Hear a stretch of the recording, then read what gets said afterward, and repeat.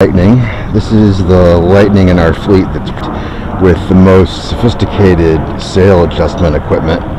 Obviously I've got my life jacket on and snugged up tight. That's pretty important, especially these inflatable life jackets. They really don't do much good for you unless you've got them strapped tight around your body.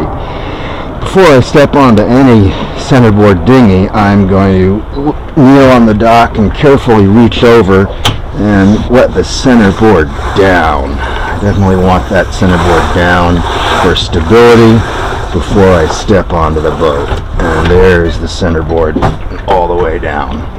Let's take a look at the basic setup of the rig. I've moved the sail over to the other side of the boom so you can see some of the rigging that we've got attached to the boom. This is the main sheet right here. It's got a can cleat to cleat it when you pull it in and want to leave it there, although a number one rule on centerboard dinghies is to always keep the main sheet under hand so you can let the main sheet out in a puff. Something that will help you hold on to that main sheet even when you don't have it cleated is the ratchet block. So if the ratchet mechanism is on, the sheave will click when you pull the sheet in.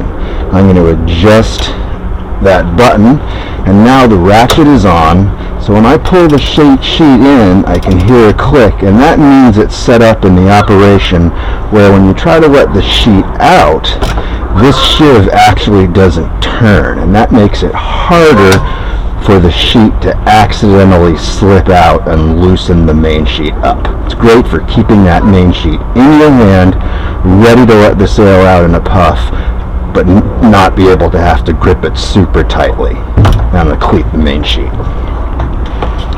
The main sheet's running up to the middle of the boom, along underneath the boom, and through that kind of tightening up mesh to the traveler. And the traveler is actually that line that's running diagonally from one side of the deck to the other. The adjustment lines for that traveler are right here. We've got the boat set up though so that if you just leave the blue traveler lines uncleated and let them fetch up against that knot, you'll have about this much of play in the traveler. Essentially the way this traveler works is compared to a metal traveler track, which you may have seen, is that the tighter these traveler lines are, the more the boom is kept in the center of the boat. This adjustment that we've got set up, which you'll have automatically if you let these knots go to the cleats, is just about right, and you shouldn't have to adjust that for the most part at all when you're sailing.